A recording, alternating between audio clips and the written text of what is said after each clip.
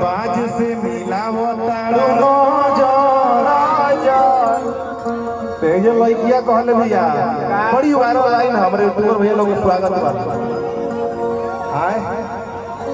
वो चाची के बोला अरे खड़ा हो जाओ सब टोटल जितनी सब खड़े हो जाओ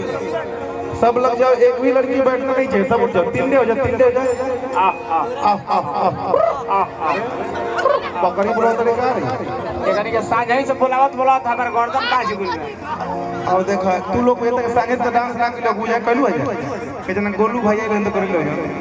उहे कर हम ओकरा बाद बैठल लोग बुझा हां नहीं की सकले अब करी हंसी बाप रे कुंभ मेला में भुला गुली का रही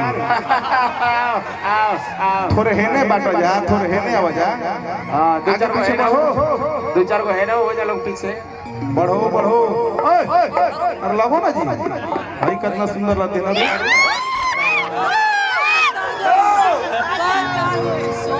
का नाम हो निधि कही ताकत लिया कह दे